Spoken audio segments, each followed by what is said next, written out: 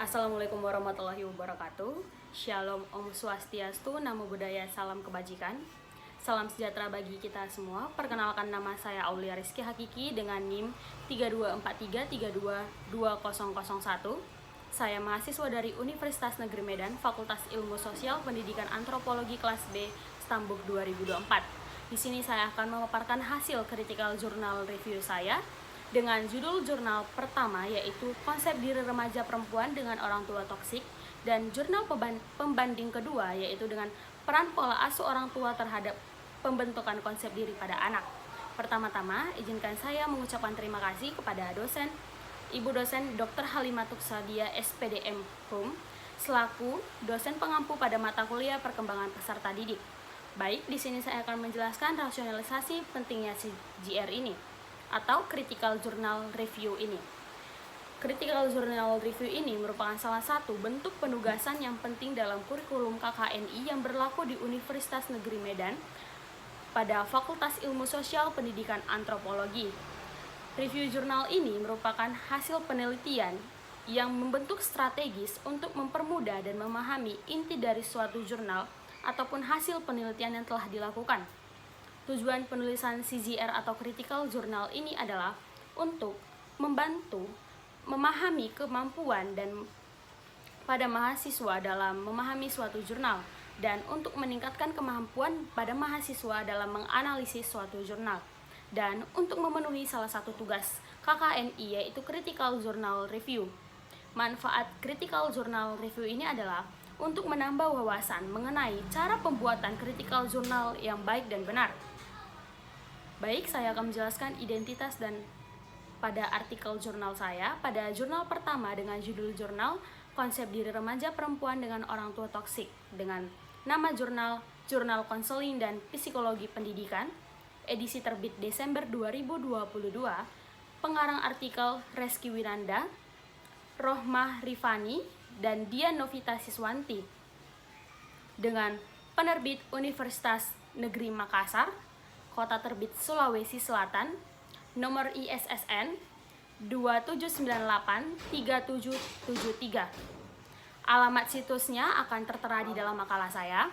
Pada jurnal artikel kedua atau pembandingnya dengan judul Peran Pola Asuh Orang Tua Terhadap Pembentukan Konsep Diri pada Anak dengan nama Jurnal Bimbingan dan Konseling Islam, edisi terbit Desember 2019, pengarang artikel Hendri, penerbit Fakultas Dakmah dan Komunikasi UIN Ar-Raini Banda Aceh, Kota Terbit Banda Aceh dengan nomor ISSN 26144980 dengan alamat situs yang tertera di dalam makalah saya.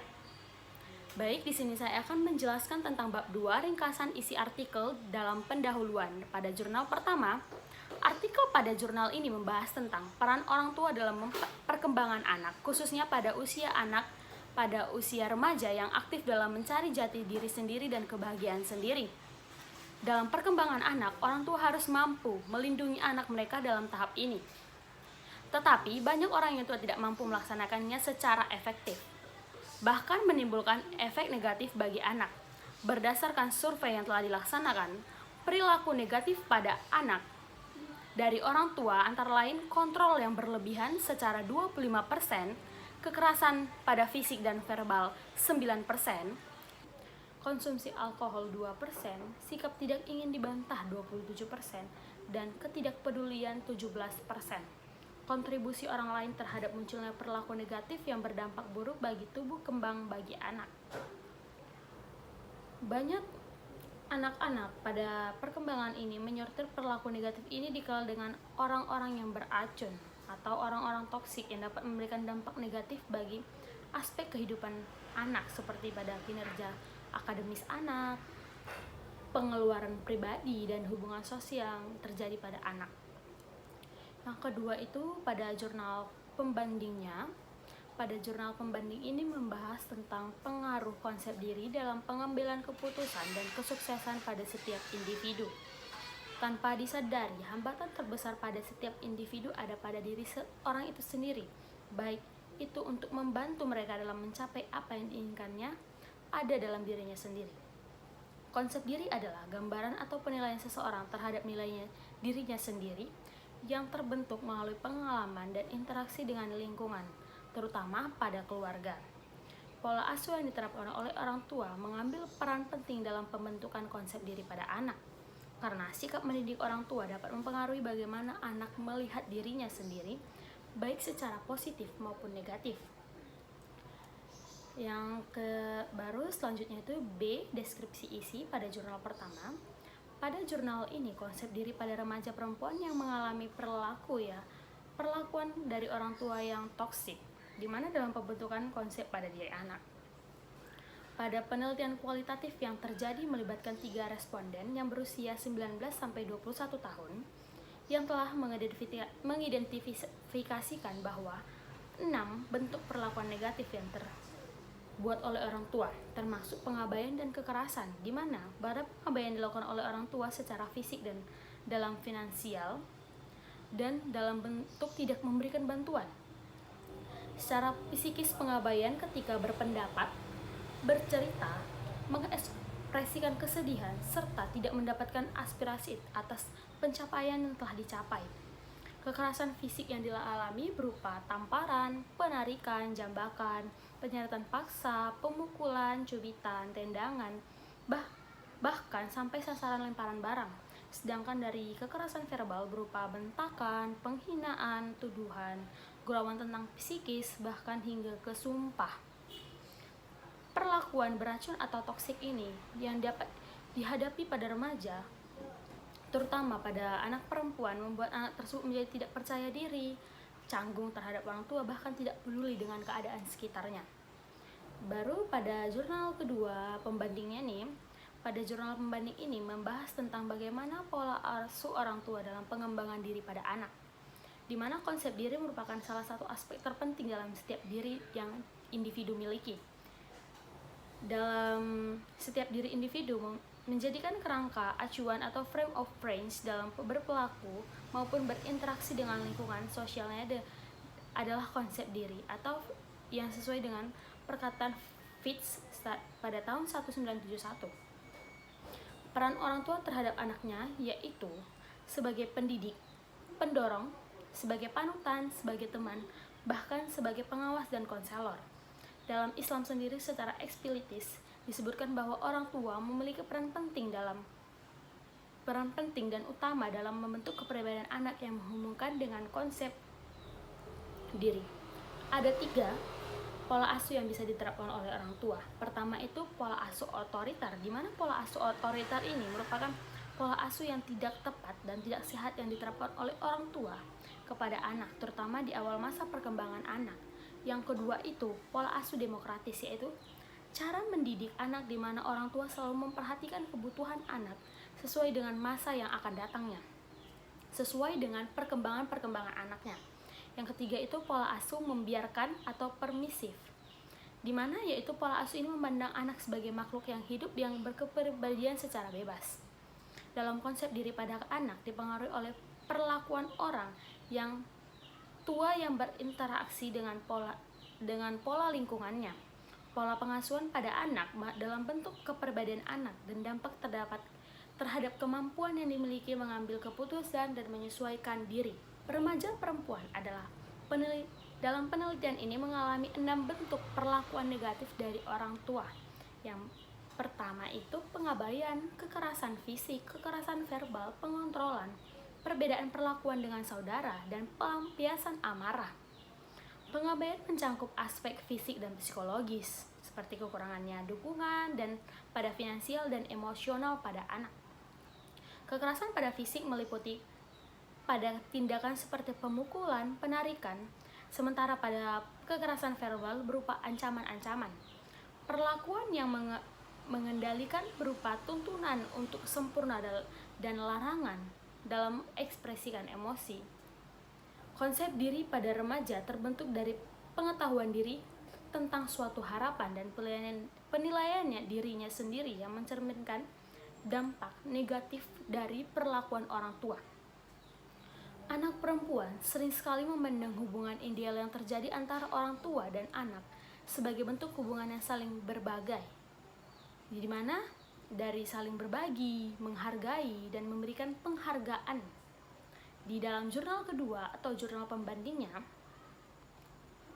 salah satu aspek terpenting dalam hidup adalah rasa pada diri sendiri, yang berfungsi sebagai roda dalam menjalani atau berinteraksi dalam lingkungan sosial. Konsep yang ada dalam harga diri, setiap individu bukan menjadi faktor yang bawaan, tetapi juga mencerminkan pada hasil dan interaksi dari lingkungannya sejak dia kecil, khususnya pada keluarga atau orang lain. Salah satu faktor penting dalam mendasarkan pengembangan rasa diri setiap orang adalah pada pola asuh yang telah diberikan pada mereka sejak mereka masih bayi. Pola asuh yang positif diterapkan pada anak dalam mengembangkan konsep diri yang positif. Sebaliknya, pola asuh yang tidak tepat atau negatif sering menimbulkan label negatif. Yang bab ketiga itu tentang pembahasan analisis, di mana pembahasan isi jurnalnya. Yang pertama, tujuan penelitian pada jurnal pertama itu untuk mengetahui dampak dari perlakuan orang tua yang toksik terhadap konsep diri remaja perempuan dan menganalisis faktor-faktor yang mempengaruhi konsep diri pada remaja perempuan untuk kesejahteraan mental anak. Dengan subjek penelitiannya itu remaja perempuan. Asesmen datanya, data kualitatif dengan kuesioner dan wawancara. Metode penelitiannya itu metode penelitian ini menggunakan metode kualitatif dengan pendekatan fenomenologi. Langkah penelitiannya itu pengumpulan data menggunakan kuesioner dan wawancara semi struktur. Dengan hasil penelitian, remaja perempuan dalam penelitian ini mengalami 6 bentuk perlakuan negatif. Dan yang 6 itu berupa di mana pengabaian, kekerasan fisik, kekerasan verbal, pengontrolan, perbedaan perlakuan dengan saudara, dan pelampiasan amarah. Kesimpulan pada jurnal pertama yaitu remaja perempuan yang mendapatkan perlakuan toksik dari orang tua memaknai hubungan orang tua dan anak dengan memberikan pandangan tentang orang tua, tentang keluarga, dan tentang konsep ideal hubungan orang tua dengan anak. Remaja memandang bahwa hubungan ideal adalah hubungan yang saling berbagi, saling menghargai, dan saling memberikan apresiasi.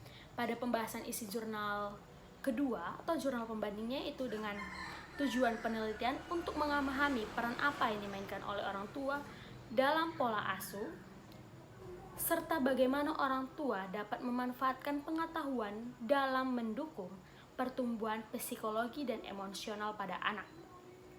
Dengan subjek penelitiannya itu anak-anak dan orang tua. Dengan asesmen data, tinjauan literatur pada buku dan jurnal tentang peran orang tua pada pembentukan diri pada anak. Dengan metode penelitian ini menggunakan studi literatur atau kajian pustaka. Langkah penelitiannya itu penentuan pada topik, studi literatur, tinjauan pustaka, penentuan variabel dalam penelitian, pemilihan metode penelitian, pemilihan subjek, dan pengumpulan data dan analisis datanya. Dengan hasil penelitian bahwa salah satu bentuk aspek terpenting dalam hidup setiap individu adalah rasa pada diri sendiri yang berfungsi sebagai roda ketika menjalani atau berinteraksi dalam lingkungan sosial. Konsep yang ada dalam harga diri setiap individu bukan terjadi karena faktor bawaan, tetapi juga mencerminkan pada hasil dari interaksi dengan lingkungan sejak mereka masih kecil, khususnya pada keluarga atau orang tua. Dengan kesimpulan dari jurnal kedua pembanding ini, peran orang tua dalam mempengaruhi perkembangan konsep diri pada anak melalui gaya pola asuh yang telah diterapkan, serta pentingnya kesadaran pada orang tua tentang dampak dari gaya pola asuh mereka terhadap kesejahteraan emosional dan psikologis anak. Kelebihan dan kekurangan dari isi artikel jurnal ini dari jurnal pertama, kelebihannya itu yang pertama topik yang relevan dan sensitif, di mana pada jurnal ini sangat relevan dengan materi pada perkembangan peserta didik dan fokus pada perempuan yang lebih sering atau rentan dengan masalah pada perkembangan diri dan harga diri sendiri. Yang kedua itu pendekatan holistik yang digunakan pada jurnal ini, di mana menggali dari beberapa aspek dalam konsep diri, yaitu harga diri, identitas, penerimaan diri, dan hubungan sosial pada remaja perempuan. Yang ketiga itu menggunakan metode kualitatif yang mendalam, di mana pada jurnal ini menggunakan penelitian yang melakukan kuesioner atau wawancara yang mendalam pada remaja-remaja perempuan. Yang keempat, memiliki dampak sosial dan edukasi yang positif, di mana hasil dari penelitian pada jurnal ini meningkatkan kesadaran pada setiap pola asuh yang diberikan oleh orang tua. Kekurangan pada jurnal ini yang pertama, keterbatasan pada sampel atau contoh, karena pada jurnal ini hanya menggunakan remaja perempuan sebagai contoh dalam hasil penelitiannya. Yang kedua itu kesulitan dalam mendefinisikan bagaimana orang tua yang toksik sebenarnya, karena setiap orang tua itu memiliki cara pola asuh yang berbeda-beda. Yang ketiga itu potensi dalam keterbatasan jenis, penelitian yang tidak memungkinkan untuk analisis pada jangka panjangnya. Pada jurnal kedua atau jurnal pembandingnya memiliki kelebihan yang pertama, topik yang relevan dan penting dalam pola asuh orang tua dan konsep diri pada perkembangan peserta didik.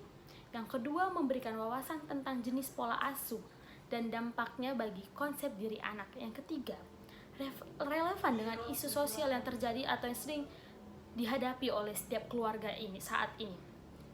Kekurangannya, yang pertama, keterbatasan pada sampel yang hanya anak-anak dan orang tua saja. Yang kedua, sulitnya mengukur pola asuh dalam konsep diri secara objektif.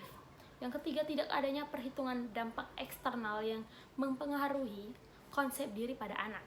Yang keempat, pendekatan yang digunakan terbatas pada jangka pendek dan tidak dapat dilihat pada jangka panjang pada pola asuhnya. Pada bab keempat, penutupnya, yang pertama itu kesimpulannya. Pada kesimpulan pada kedua jurnal ini adalah sama-sama menunjukkan bahwa pola asuh orang tua memiliki banyak dampak besar terhadap terbentuknya konsep diri pada remaja, di mana pola asuh yang sehat, penuh dengan dukungan, perhatian, dan kasih sayang dapat membantu anak dan remaja dalam mengembangkan harga diri yang lebih positif dan merasa dihargai dan membangun rasa sosial yang lebih sehat. Sebaliknya, pada pola asuh toksik atau yang tidak sehat, baik yang mengabaikan ataupun terlalu mengontrol, dapat menyebabkan gangguan pada pembentukan pada konsep diri setiap anak, terutama pada remaja perempuan yang lebih rentan dan lebih sensitif terhadap dampak negatif dari orang tua yang toksik. Kedua penelitian ini memfokuskan bahwa orang tua memiliki peran penting dalam mendukung perubahan yang ada dalam pola asuh untuk menghindari dampak buruk dari perkembangan konsep pada diri setiap anak dan remaja. Yang B itu rekomendasinya. Yang pertama, adanya pendidikan dan pendampingan keluarga secara menyeluruh, di mana untuk memberikan wawasan dan pengetahuan tentang bagaimana membangun hubungan yang positif pada anak dan keluarga. Yang ketiga itu penyediaan terhadap fasilitas dalam pengembangan diri anak, seperti adanya kegiatan ekstrakurikuler untuk membangun keterampilan sosial, kelas pengembangan diri, dan layanan konseling yang mudah diakses oleh anak-anak dan remaja yang membutuhkan pertolongan ataupun bantuan. Yang ketiga itu adanya penguatan pada peran pendidikan dan profesional pada kesehatan anak seperti psikologi untuk anak. Baik, cukup sekian hasil dari critical journal review saya. Jika ada kesalahan saya mohon maaf. Terima kasih.